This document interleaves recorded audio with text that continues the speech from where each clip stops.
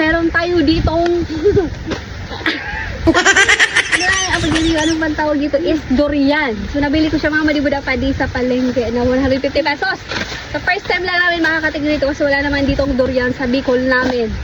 Diba? So nagbubuhay lang siya or nagbubunga sa Mindanao or Visayas. 150 pesos. Ang amoy niya is parang kainin. Parang bugrit. So yan po siya mga madibuda pa di. So, titikman natin siya kung kalasa niya ba yung kending durian. Okay, so bubuksan na natin siya, guys. So guys, naghihiwa na siya dito sa damuhan. So guys, mahirap siyang buksan kasi matutunog ka. Tagalogan, matutunog. Matitinik!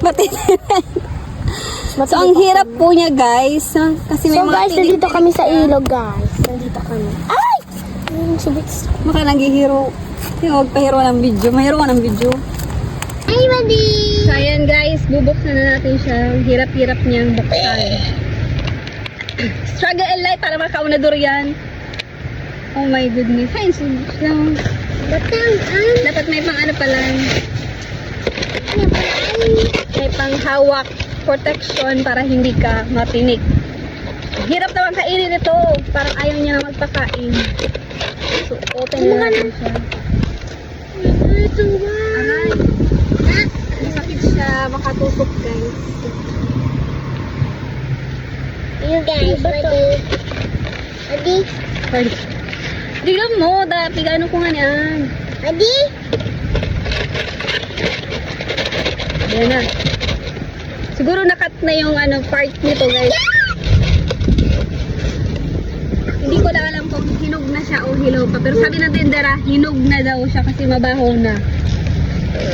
Doon mo pala, malalaman pala ang durian sa amoy. Oh. Amoy. Kadang. Ito na siya, guys. So, hindi natin siya mahawakan kasi talagang matinig. Titikman na natin siya, guys. Mabaho raw. Parang tae.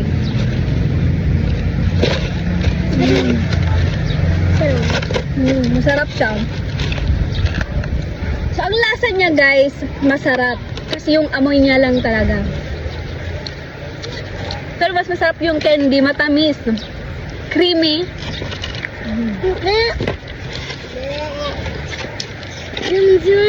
Sarap.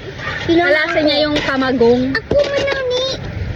Kung alam niyo yung kamagong, ganun ang texture niya. Sarap. So, ito siya, guys.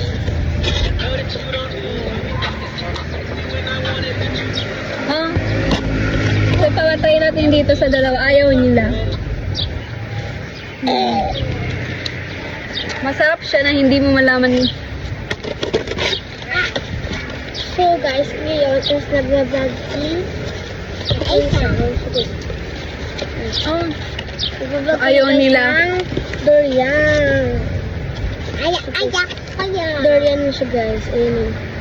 Sa video. Kita nyo, guys, yan sa Facebook. Ayan. Naka-vlog ka mo. Vlogging the vlogger. Mayroon! Dito ka. Guys,